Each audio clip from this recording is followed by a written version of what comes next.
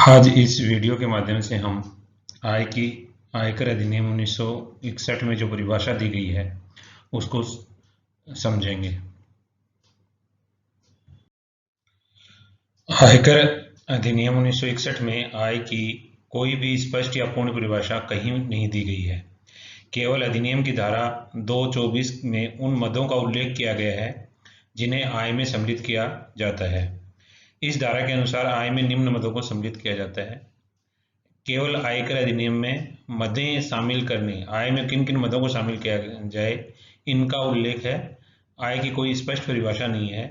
किन किन मदों को सम्मिलित किया जाएगा, इनकी सूची दी हुई है, जिसमें पहला नाम है लाभ, प्रॉफिट और एंड गेन्स। दूसरा लाभांश, धारा 222 के अंतर्गत। तीसरा है पूर्णतया मुख्यतः सरकारी वित्त संचालित संस्थान को छोड़कर कोई पुण्यार्थ एवं धार्मिक प्रन्यास, वैज्ञानिक अनुसंधान संघ, खेल संघ, विश्वविद्यालय व शिक्षण संस्थान, अस्पताल एवं अन्य स्वास्थ्य संस्थान को प्राप्त कोई स्वैच्छिक अनुदान की राशि को आय माना गया है। अनुलाभ या वेतन के स्थान पर लाभ का मूल्य जो धारा 17, 2 और 3 के अंतर्गत कर योग्य है को भी आय माना गया है। अपने कार्यालय के कर्तव्य पालन के लिए कर्मचारी को कार्यालय के आवश्यक व्ययों की पूर्ति हेतु कोई विशिष्ट भत्ते या लाभ, अनुलाभ को छोड़कर ये भी आय में शामिल किया गया है। करदाता जहां नियुक्त है या जहां पर वह सामान्यतः रहता है वहां उसके निजी व्ययों की पूर्ति हेतु या जीवन निर्वाह की बढ़ी हुई लागत की क्षतिपूर्ति हेतु कोई भी विशेष भत्ता मिलता है वो भी उसकी आय में शामिल किया जाएगा। कंपनी के संचालक या अन्य ऐसे व्यक्ति जिनका कंपनी में सार्वजनिक हित हो या इनके किसी संबंधी को कंपनी से प्राप्त लाभ या अनुलाभ की राशि या कंपनी के द्वारा उक्त व्यक्तियों के लिए किए गए ऐसे दायित्व का भुगतान जो यदि कंपनी नहीं करती तो इन व्यक्तियों को करना पड़ता, ऐसी राशि इन्हीं को भी आय में सम्मिलित किया गया है। किसी प्रतिनिधि करदाता द्वारा प्राप्त लाभ या अनुलाभ के मूल्य को भी आय में माना गया है। धारा 28 के वाक्यांश 2 और 3 की धारा 41 और धारा 59 के अंतर्गत कर योग्य राशि। इन धाराओं में वर्णन जो किया गया है उनमें है मैनेजिंग एजेंसी या कंपनी में प्रबंधक संबंधी पद की समाप्ति पर प्राप्त होने वाली क्षतिपूर्ति, व्यापार या पेशे से संबंधित किसी संघ द्वारा अपने सदस्यों को विशेष सेवा प्रदान करने से प्राप्त होने वाली आय, व्यापार या पैसे के लाभ शीर्षक के अंतर्गत किसी व्यय, ह्रास, डूबत ऋण, हानि, संचय आदि के संबंध में पूर्व में स्वीकृत कटौती के संबंध में राशि जो गत वर्ष में वसूल हो गई हो, इनको भी आय माना गया है।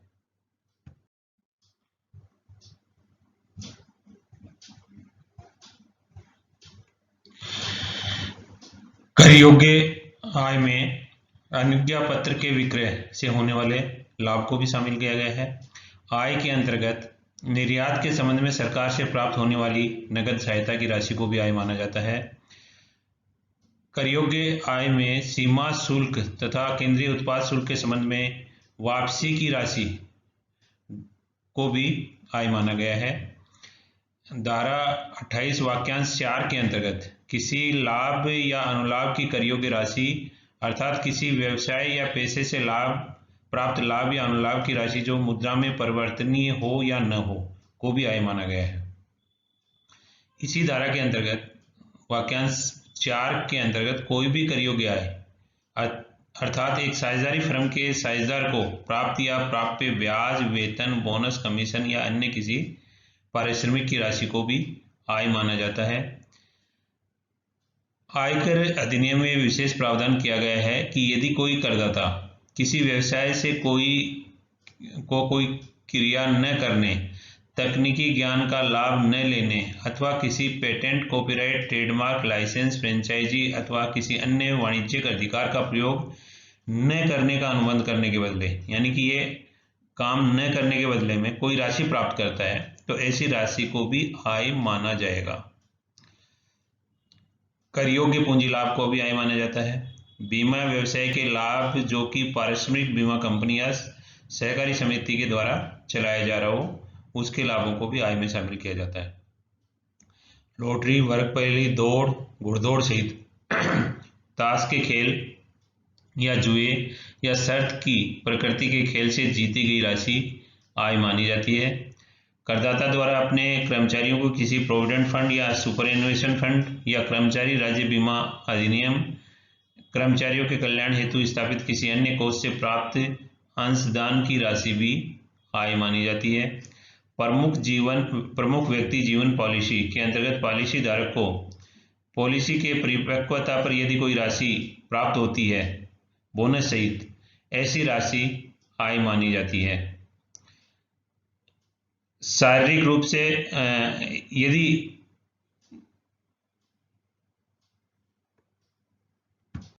यदि ऐसी पॉलिसी ऐसे व्यक्ति के लिए ली गई है जो व्यापार या पैसा चलाता है, तो ऐसी पॉलिसी पर प्राप्त राशि व्यापार और पैसे की आय शीर्षक के अंतर्गत कर योग्य होगी। संबंधियों के अतिरिक्त अन्य किसी व्यक्ति से प्राप्त उपहार, चल व अचल संपत्तियां या कोई नगद राशि 50,000 रुपये तक कर मुक्त होती है। संबंधी से प्राप्त उपहार व विवाह के अवसर पर किसी से भी प्राप्त उपहार बिना किसी सीमा के कर मुक्त होता है। यदि उपहार व्यापारिक अथवा पेशागत संबंधों के कारण प्राप्त होता है तो सदैव कर योग्य होगा, चाहे 50,000 से कम हो, उसको भी आय माना जाएगा। अपने सदस्यों द्वारा संचालित सहकारी समिति को बैंकिंग व्यवसाय से आय होती है तो वो भी आय में शामिल की जाती है। कि यदि किसी संकुचित नियंत्रण वाली कंपनी में अंश निर्गमन पर बाजार मूल्य से अधिक मूल्य पर अंश निर्गमन किया है तो ऐसा अधिक कंपनी की आय माना जाएगा। किसी पूंजी संपत्ति के हस्तांतरण अनुबंध पर प्राप्त अग्रिम राशि यदि जब्त कर ली जाती है, मतलब एडवांस राशि जो प्राप्त हुई किसी भी पूंजी संपत्ति के हस्तांतरण के संबंध में और उसको अपन ने जब्त कर लिया, तो ऐसी जब्त राशि भी अन्य साधनों से आय शीर्षक में कर योग्य होगी, यानी कि उसको आय माना जाएगा। कर निर्धारण वर्ष 16-17 से किसी भी प्रकार के प्राप्त सहायता, ग्रांट, अनुदान या नगद प्रलोभन शुल्क वापसी को भी आय की परिभाषा में सम्मिलित किया गया है, किंतु निम्न आय को सम्मिलित नहीं किया गया, यानी कि कुछ को नहीं शामिल किया गया। सरकारी कल्याणकारी योजनाओं के अंतर्गत दी गई सहायता, छात्रवृत्ति, शिक्षण संस्थान द्वारा शुल्क वापसी, किसी विशेष संपत्ति के क्रय करने पर सरकार अथवा अन्य संस्थानों द्वारा दी गई सहायता। कोई धनराशि यदि बिना प्रतिफल के प्राप्त हो जो कि 50,000 रुपये से अधिक है तो समस्त प्राप्त राशि को आय माना जाता है। कोई अचल संपत्ति यदि बिना प्रतिफल के प्राप्त हो जिसका मुद्रांक शुल्क हेतु मूल्य 50,000 रुपये से अधिक हो तो संपत्ति का मुद्रांक शुल्क हेतु मूल्य होगा, वह राशि कर योग्य आय मानी जाएगी।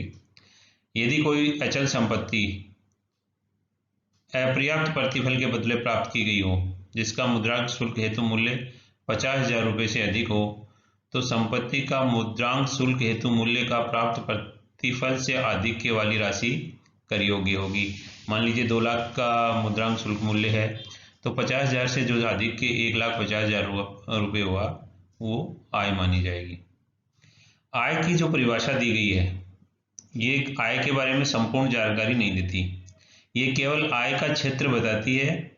समय समय पर आय की विभिन्न प्रकार की परिभाषा को न्यायालय द्वारा परिभाषित किया गया है।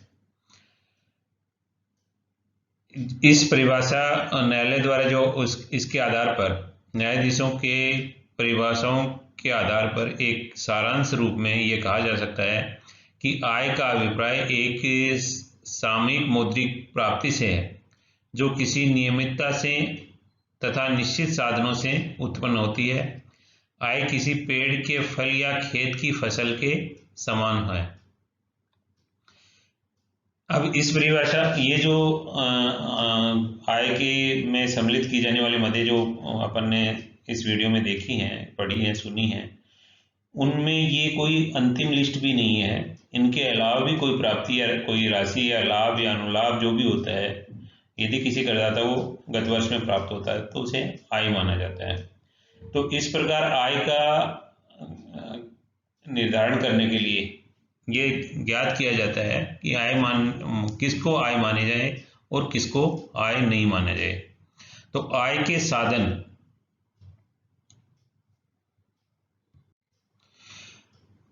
किसी भी राशि को आय तभी माना जाता है जब वह आय किसी निश्चित स्रोत या साधन से प्राप्त होती है।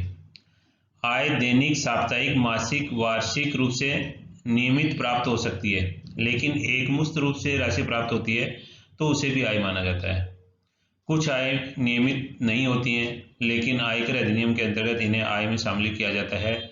उदाहरण के लिए जैसे लॉटरी है, जुआ, घुड़दौड़, वर्ग पहली इत्यादि से जो आय होती है उनकी प्रकृति नियमित नहीं होती, किंतु उनको आय माना जाता है। किसी भी प्राप्ति को मुद्रा के रूप में प्राप्त होने पर ही आय में सम्मिलित किया जाता है। यदि अमौद्रिक प्रतिफल को मुद्रा के रूप में मापा जा सकता है तो इसे भी आय मान सकते हैं। कोई भी व्यक्ति स्वयं से व्यवहार करके आय प्राप्त नहीं कर सकता, अतः आय का साधन बाह्य होना चाहिए, बाहरी व्यक्ति होना चाहिए। आयकर में वैध और अवैध आय में कोई भेद नहीं किया गया है। अवैध कार्यों से प्राप्त आय जैसे तस्करी, चोरी, डकैती, लाइसेंस का दुरुपयोग, ट्रेडमार्क का दुरुपयोग, रिश्वत इत्यादि को भी आय में सम्मिलित किया जाता है। ऐसी आय को प्राप्त करने पर होने वाले व्ययों की छूट ऐसी आय में से ही दी जाती है। यदि आय की प्राप्ति आय के वास्तविक स्वामी को नहीं हो रही है तो आयकर उस व्यक्ति पर लगेगा जो आय को वास्तविक स्वामी होगा। यदि स्वामित्व के संबंध में विवाद हो तो भी विवादास्पद आय पर कर निर्धारण नहीं टाला जाएगा। इस आय पर उस व्यक्ति को कर देना होगा जो आय प्राप्त करता है। आयकर हेतु, आय के निर्धारण के लिए आय के प्रयोग तथा आय के मोड में अंतर समझना आवश्यक है। यदि करदाता आय का अपने स्वयं की इच्छा से उपयोग करता है, हस्तांतरण करता है, तो इसे आय का उपयोग कहेंगे। आय का उपयोग करदाता को आय मानी जाएगी तथा करदाता को ऐसी आय पर कर देना होगा। लेकिन यदि किसी अनुबंध के अंतर्गत करदाता द्वारा आय का कोई अनिवार्य रूप से किसी अन्य व्यक्ति को चुकाया जाता है या कोई आय किसी दूसरे व्यक्ति को देने के प्रयोजन से प्राप्त होती है तो उसे आय का मोड कहेंगे। आय के मोड करदाता की आय नहीं मानी जाती, अतः इस पर करदाता को कोई कर नहीं दिया जाता है। आय के उपयोग और आय के मोड के संबंध में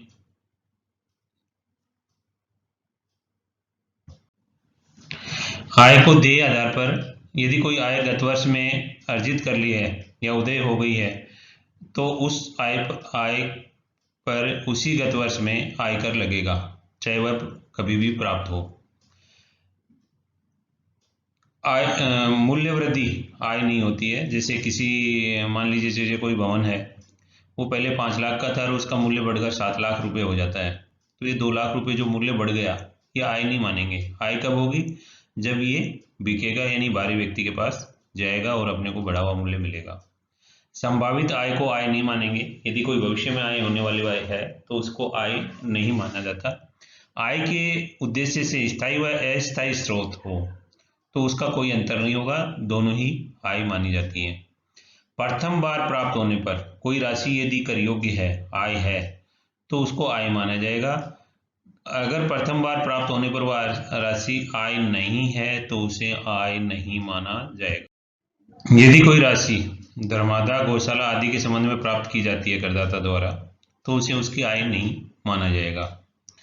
किसी स्त्री द्वारा अपने पति से घर खर्च इत्यादि के लिए प्राप्त धनराशि में जो बचत कर ली जाती है वह पिन धनराशि कहलाती है और उसे आयकर अधिनियम के अंतर्गत आय नहीं माना गया है।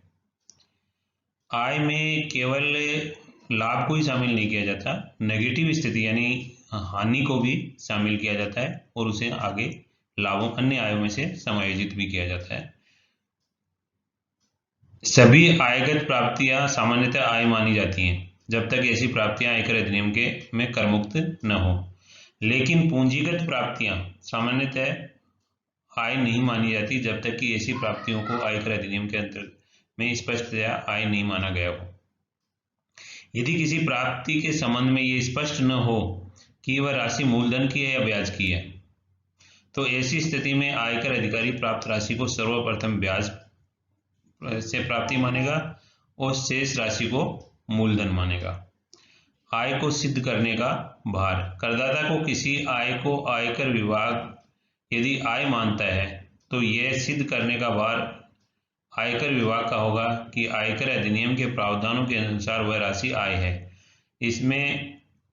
इसके विपरीत ये सिद्ध करने का भार कि कोई आय आयकर अधिनियम के अंतर्गत आय नहीं है, ये करदाता का होगा। यानी कि आय मानने का, अगर किसी को आय माना जाता है तो वो आयकर अधिकारी को सिद्ध करना होगा, और यदि आय किसी प्राप्ति को आय नहीं मानना है तो इसको सिद्ध करने का भार किस पे होगा? करदाता पर होगा। Thank you.